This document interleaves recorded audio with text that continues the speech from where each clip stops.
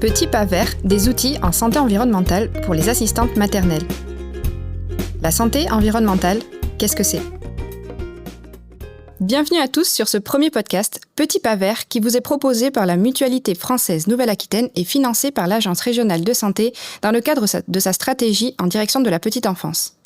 Bonjour à toutes, je suis Amandine et je suis ici avec Julien. D'ailleurs, je viens d'utiliser le féminin pour vous saluer parce que dans mon imaginaire, les assistantes maternelles, ce sont que des femmes, mais bienvenue aux hommes s'il y en a. La Mutualité française Nouvelle-Aquitaine, pour vous expliquer un petit peu, ça regroupe entre autres 200 vraies mutuelles complémentaires santé, solidaires et non lucratives. Elle collabore avec les pouvoirs publics pour permettre aux néo-aquitains d'être mieux acteurs de leur santé. Et d'ailleurs, c'est un acteur de prévention reconnu dans le domaine de la santé environnementale. C'est pourquoi nous nous retrouvons aujourd'hui sur ce podcast dédié aux assistantes maternelles pour décortiquer ensemble toutes les informations sur la santé environnementale afin de vous proposer des clés simples, concrètes, qui amélioreront votre quotidien, votre environnement et celui des tout-petits. L'idée, c'est vraiment de vous accompagner dans la recherche de petits pas qui vous correspondent et vous inspirent dans une démarche toujours bienveillante et authentique. Ce podcast est également là pour vous donner la parole, pour répondre à vos questions, pour vous permettre de témoigner sur votre expérience. Si t'es OK, Julien, je commence par me présenter et après je te laisse la parole. Allez, on fait comme ça. Alors moi, je m'appelle Amandine Canto, j'ai 32 ans, je suis coordinatrice, assistante maternelle et santé environnementale pour la Mutualité française Nouvelle-Aquitaine dont je viens de vous parler. Avant, j'ai été infirmière dans un établissement de soins médicaux et de réadaptation. Ça a duré environ 10 ans. Et je suis aussi maman de 3 petites filles de 6 ans, 4 ans et 5 mois. C'est d'ailleurs lors de ma première grossesse que j'ai commencé à m'intéresser à la santé environnementale, mais sans vraiment y mettre ce mot-là à ce moment-là. Mais c'est un sujet qui t'anime depuis plus longtemps, toi, Julien, non ? Oui, effectivement. Donc moi, je m'appelle Julien Moratti, j'ai 50 ans. Je travaille à la Mutualité française Nouvelle-Aquitaine. Je suis référent santé environnementale depuis pratiquement cette quinzaine de dernières années. J'ai fait à la base une maîtrise en environnement et qualité de la vie. Moi, ma fille est un peu plus grande, mais je m'y suis aussi intéressé quand elle était petite. Et les apports professionnels, les découvertes à ce moment-là ont aussi pu enrichir la vie à la maison et la réduction des polluants autour de cet enfant. Depuis que je suis à la Mutualité française de Nouvelle-Aquitaine, on se concentre beaucoup sur la santé environnementale, mais ça, on le verra à mesure. J'ai travaillé avec beaucoup d'assistantes maternelles, la petite enfance en général, des crèches mutualistes, et puis donc en lien en général avec l'Agence régionale de santé de Nouvelle-Aquitaine, les pouvoirs publics, pour la réduction des polluants. C'est intéressant parce que tu as l'expérience de travailler avec des assistantes maternelles et les connaissances, que dire, l'expertise en santé environnementale. Alors moi, l'expertise, c'est pas trop le mot que j'affectionne, mais effectivement, de manière pragmatique, j'ai une expérience des retours des assistantes maternelles, leurs préoccupations et leurs pratiques aussi, et puis des demandes éventuelles des parents, ou plutôt les non-demandes, et les difficultés parfois à aller sur ce terrain-là, ou le fait que elles ne peuvent pas y aller parfois. On avancera justement avec vous, assistantes maternelles, sur ces questions. Et si je te challenge là, comme ça, donne-moi un sujet qui parle beaucoup aux assistantes maternelles et qui d'emblée donne une idée d'action en faveur de la santé environnementale. Le biberon en verre, qui est souvent très bien intégré par l'assistante maternelle, ou d'ailleurs en inox, qui est un petit peu moins connu, et qui est pas forcément quelque chose de bien connu des parents, bien compris, sachant que même si le biberon est sans bisphénol, aujourd'hui c'est interdit, mais c'est sans bisphénol A, donc il y a d'autres bisphénols, S, F, par exemple, de mémoire, et tous les, de toute façon, composants du plastique risquent de passer à l'intérieur du contenu, le lait, là en l'occurrence, mais ça pourrait être le cas avec de l'eau aussi, c'est le cas dans les bouteilles que utilisent les adultes, et puis lorsqu'il y a des contenus qui sont acides, gras, sucrés, ça passe d'autant plus, donc c'est pas uniquement à chaud. Ok, c'est ce que j'allais te demander. Donc même si le lait il est à température ambiante, il y a quand même il y a quand même des petites particules qui peuvent passer dans le lait, c'est ça ? Absolument. Ok, merci, défi relevé. Et pour vous expliquer un petit peu plus la structure de ce podcast, ça se passera toujours en 3 parties. La première, on va décortiquer un sujet comme je vous le disais. La seconde, vous allez intervenir, vous pourrez nous rapporter votre expérience, nous poser une question, nous donner un conseil. Et la dernière partie, ce sera une proposition de clés ou d'activités à faire avec les enfants. L'idée, ce n'est pas de vous ajouter une injonction supplémentaire, votre quotidien est déjà suffisamment chargé. Ce sont simplement des propositions. Et sur cet épisode, on va décortiquer la santé environnementale. Qu'est-ce que c'est ? Alors la santé environnementale, c'est tout simplement le rapport entre la santé et l'environnement de la personne. C'est pas nouveau. En réalité, ça date depuis l'Antiquité. À l'Antiquité, déjà, Hippocrate parlait du rapport entre l'environnement et la santé de la population. Aujourd'hui, ça peut être même très large. C'est aussi l'environnement, alors au-delà de l'environnement physique, c'est aussi l'environnement social, l'environnement esthétique même, à voir. Et donc si on reprend la définition de l'Organisation mondiale de la santé qui date déjà de 1999, la santé environnementale comprend les aspects de la santé humaine, y compris la qualité de vie, qui sont déterminés par les facteurs physiques, chimiques, biologiques, sociaux, psychosociaux et esthétiques de notre environnement. Et cette déclaration à l'époque parlait même de l'environnement comme clé d'une meilleure santé. Ok, donc en gros, c'est comment tout ce qui nous entoure va influencer notre santé. De la qualité de l'air aux produits ménagers, en passant par le temps devant les écrans et à l'esthétique, c'est ça ? Oui, y compris cette poésie, ce petit théâtre qu'on se fait chez nous, dans notre cocon, qui a beaucoup de sens, qui est très intime, mais dans lequel parfois on oublierait qu'on peut surcharger en polluant avec de la décoration, des produits d'entretien, différentes choses. Et ce qui est important de préciser, c'est que l'intérieur de la maison de l'assistante maternelle, c'est aussi son lieu de travail.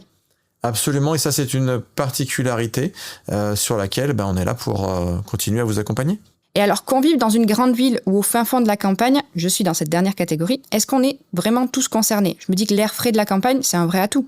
Donc effectivement, c'est toujours agréable l'air frais, mais aussi le paysage de la campagne, la disponibilité pour faire de l'activité physique et pas mal d'autres éléments. Mais tout le monde est concerné donc. Ok, donc si le lieu de vie ne nous protège pas, est-ce que l'âge va jouer un rôle ? Est-ce que les enfants ils vont être plus sensibles à leur environnement ou au contraire ils sont plus résistants ? Alors j'ai pas dit qu'ils ne protégeaient pas complètement, ça va juste dépendre des éléments et puis il faut encore en avoir et de nos perceptions. Faut faire attention à nos perceptions parfois.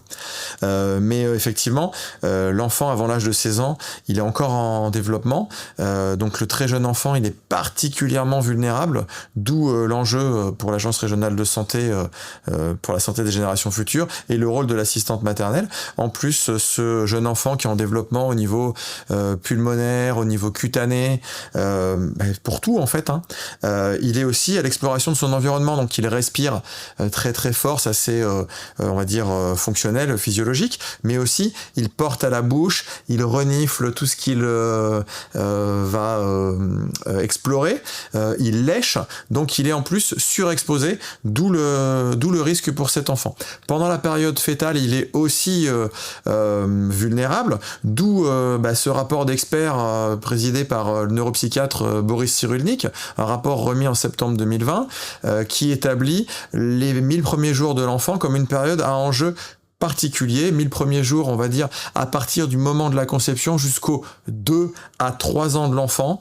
Les pratiques même du couple de parents avant avant la conception vont avoir de l'impact aussi. Mais pour l'instant, voilà, cette focalisation sur les 1000 premiers jours permet d'avancer avec comme fait que ce rapport souligne un mode de vie et un environnement sain pose les fondements d'une meilleure santé tout au long de la vie et d'un meilleur développement de l'enfant. Voilà, c'est très clair, période particulièrement à enjeu.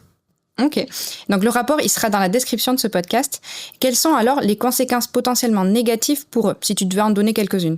Alors sans s'étendre, on parle de malformation fœtale, de puberté précoce, notamment avec l'exposition aux huiles essentielles de lavande. Ça, j'insiste dessus parce que nombre de parents, parfois même d'assistantes maternelles, j'en ai rencontré, pensent que cette prévention contre les poux, qui peut être efficace, va être sans danger puisque d'origine naturelle.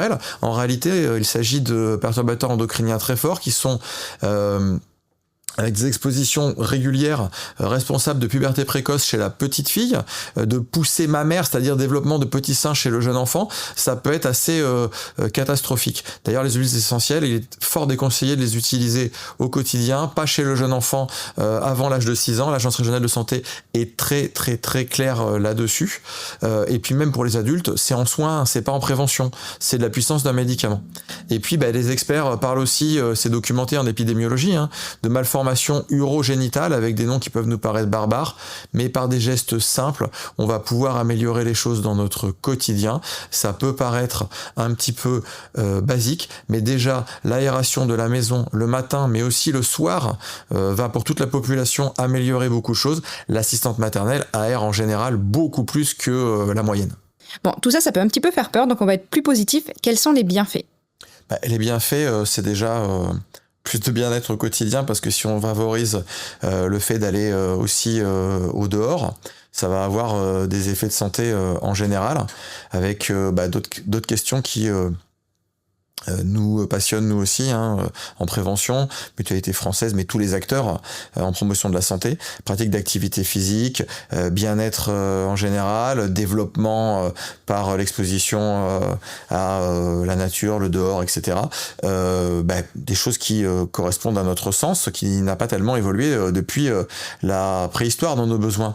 Et puis ça peut même être un vrai plus sur la faculté à apprendre, à découvrir, à mieux profiter de l'école, à être en meilleure santé en général, au-delà de la question des polluants. Ok, donc en fait, améliorer sa santé environnementale, c'est pas toujours pour éviter certaines maladies, mais c'est aussi améliorer son développement, ses capacités, son bien-être ou sa qualité de vie pour mieux profiter, autant pour les enfants que pour les adultes. Absolument, c'est un plus pour tout l'entourage aussi, même si focaliser parfois sur les polluants, c'est un passage, avec par contre le risque de trop de focalisation qui peut entraîner beaucoup trop d'anxiété, voire même des difficultés sur des éléments plus affectifs. Moi je sais que j'ai vu parfois des difficultés dans le couple autour de l'enfant qui n'est pas forcément d'accord sur qu'est-ce qu'on fait en termes de santé environnementale. Enfin, si on revient chez l'assistante maternelle, nombre de choses sont possibles encore, et puis elle peut être un point d'appui pour les parents, c'est ce qu'on essaie de valoriser. Et dans ce que j'entends de ce que tu dis, les perturbateurs endocriniens, par exemple, leurs effets, ils sont pas visibles tout de suite, ça se joue sur le long terme. Du coup, ça rend plus difficile de voir pourquoi il faudrait changer nos habitudes. C'est un peu comme un régime. Si tu perds 20 grammes par mois, c'est dur de rester motivé et parfois tu te demandes, est-ce que ça vaut vraiment le coup, tu vois ce que je veux dire ? Oui, complètement. Et puis les effets des perturbateurs endocriniens, ils sont pas toujours faciles à voir, même à long terme d'ailleurs. Ce qu'il faut savoir, c'est que les études, notamment en toxicologie, ont prouvé leur impact, et même à des microdoses, ils ont des effets. Mais tu as une bonne nouvelle pour ça. Alors effectivement, plutôt que de baisser les bras, moins de polluants, c'est toujours plus de santé. Et puis adopter des gestes pour améliorer la santé environnementale. Il va falloir être plutôt sur des choses, on va dire, qui font plaisir à l'assistante maternelle, qui font plaisir aux parents, et qui sont aussi en fait validées. Mais chacun va trouver en fait son approche. Moi je pense que ce qui est intéressant, c'est aussi qu'on puisse renvoyer vers des documents d'information qui permettent de bien comprendre ce que l'on peut faire, et on ira en profondeur sur les différents podcasts. Et ce qu'une fois tu m'as dit et que je trouve sympa à répéter, c'est pour ça que je le dis ici, c'est que les petits pas font parfois les grandes marches, et c'est pour ça que c'est important de faire ces petits pas qui nous font plaisir, puisque ça nous fera des grandes marches plus tard. Donc simple, utile, agréable, ça me va. Mais par contre, je pense à une autre contrainte, il y a certaines choses qui échappent complètement à notre contrôle. Je pense à la qualité de l'air, on ne peut pas vraiment changer sa composition. Alors si je dois changer la qualité de l'air chez moi, j'ouvre les fenêtres, et ensuite je réfléchis à qu'est-ce que j'y mets, décoration, ameublement, produits d'entretien, après il y aura les cosmétiques sur le jeune enfant, différentes choses. On va aller sur chacun des podcasts sur ces thématiques-là. Donc il y a vraiment des choses sur lesquelles on a le contrôle à l'intérieur de sa maison. On a du contrôle, mais de toute façon il faut toujours se concentrer sur ce sur quoi on a du contrôle. Ok. Et donc, nos priorités, elles peuvent parfois être écologiques, budgétaires, liées à la santé ou au bien-être. Mais ce qui est important de savoir, c'est que chacun a ses priorités, elles sont toutes légitimes et elles peuvent parfaitement s'aligner avec la santé environnementale. Et c'est important de le dire parce que l'un des objectifs de ce podcast, c'est de proposer différentes pistes et à vous de choisir celle qui est alignée avec vos priorités du moment. Exactement. Et d'ailleurs, le kit santé environnementale pour les assistantes maternelles de l'Agence régionale de santé va vraiment dans cette direction-là, puisqu'il y a à la fois une approche générale et aussi des fiches thématiques qui permettent de cibler sur les points qui attirent le plus l'assistante maternelle qui s'en saisit. Ok. Et il y a aussi des associations qui proposent des formations dans ce domaine. Elles sont souvent gratuites et régulièrement à distance. On vous tiendra au courant par notre lettre d'information que je vous invite à suivre. Elle est un bon complément à ce podcast. Bon, finalement, dernière question, les actions des assistantes maternelles, est-ce qu'elles peuvent vraiment influencer la santé des enfants si les parents, derrière, ils font pas la même chose au domicile ? Oui, bien sûr, et c'est d'ailleurs pour ça que l'Agence régionale de santé a édité ce kit. Il y a un très très gros enjeu chez les assistantes maternelles qui ne savent peut-être pas, pour certaines, que même une bougie non parfumée, allumée à un moment, va surpolluer l'air, que tout produit aérosol mis dans l'air le surpollue. Autant d'éléments qui ne sont pas contrôlables, comme ça peut être dans une crèche, et toujours fait de bonne foi en fait par l'assistante maternelle qui aura à cœur d'évoluer. Et si on doit résumer tout ça, c'est que finalement, on a tous un même objectif, que ce soit nous, les parents ou les assistantes maternelles, c'est la santé et le bien-être des enfants. Absolument. Je vous laisse maintenant la parole. Aujourd'hui, nous avons le plaisir d'écouter Karine Baron, assistante maternelle dans le département de la Vienne. Elle est aussi formatrice en formation initiale et en formation continue des assistantes maternelles. Et elle intervient aussi auprès des relais petite enfance. Alors, je lui ai posé la question, qu'est-ce qui serait important pour vous de dire aux assistantes maternelles au sujet de la santé environnementale ? Et ce qu'elle m'a répondu, c'est ceci. Bonjour. Prendre soin de la santé des enfants accueillis, c'est valorisant pour l'assistante maternelle et le métier d'assistante maternelle. Et parce qu'on prend en compte la sécurité environnementale des enfants, tout comme la sécurité affective et domestique, c'est bon pour tous, notre entourage et nous-mêmes. C'est facile, c'est économique et c'est écologique. C'est donc écolonomique. Écolonomique, donc. Ouais, Okay. Écolonomique. Vous pouvez retrouver l'intégralité de son portrait dans notre lettre d'information. Et pour appliquer ces principes de manière ludique, je vous propose maintenant une recette de loisirs créatifs, une activité à faire avec les enfants, le sable magique. Alors, la recette est simple. 1 dose d'huile pour 8 doses de farine. Pourquoi cette recette est géniale ? Parce qu'elle est peu onéreuse, elle coûte pas cher, elle est non toxique, sans danger. On peut adapter la texture pour qu'il soit plus ou moins friable. C'est adapté à tous les âges et bien sûr, il y a des bienfaits pour les enfants. Stimulation sensorielle, motrice, ça stimule l'imaginaire. Ça peut être un jeu qui est relaxant et calme pour favoriser de la concentration et encore tellement plus. Évidemment, avant de vous proposer cette activité, je l'ai testée avec mes filles. Bon, elles sont un peu plus grandes que les enfants que vous accueillez sans doute, mais j'ai du coup quelques conseils. Le premier, c'est de prendre des petits contenants. Par exemple, une tasse à expresso, c'est très bien parce que la farine x8, ça peut faire beaucoup. N'hésitez pas à utiliser des accessoires, fourchettes, cuillères, etc. Et bien délimiter la zone de jeu, mais ça, je suis sûre que vous y avez déjà pensé parce que moi, mon canapé, il s'en souvient encore. Et la coloration, je sais pas vraiment si c'est nécessaire. Qu'est-ce que t'en penses, Julien ? Moi, en général, les assistantes maternelles en atelier ne trouvent pas forcément ça pertinent. Pour info, ça se conserve très bien, puisque moi j'en ai depuis ce printemps qui est toujours en état. Et j'en ferai demain matin en Corrèze, à Ussel, avec des assistantes maternelles. Ok, bon super. Je vous résume donc les quelques informations qu'on vous a fait passer par ce podcast. La santé environnementale, c'est tout ce qui concerne notre environnement et comment il influence notre santé. Les enfants sont plus sensibles à cet environnement et l'activité physique en extérieur est bénéfique pour le moral et la santé. Et je vais aussi vous résumer les propositions que Julien a disséminées un petit peu partout dans ce podcast. La première, c'est de privilégier les alternatives aux biberons en plastique, verre, inox, limiter l'usage des huiles essentielles comme la lavande et pensez à bien aérer votre maison matin et soir pour une meilleure qualité de l'air. Dans le prochain épisode, nous parlerons de la qualité de l'air plus précisément. En plus des produits ménagers, nous allons découvrir comment vous pouvez améliorer votre environnement tout en faisant des économies. Ne manquez pas ça. Merci pour votre écoute et on se retrouve le 15 février. À bientôt.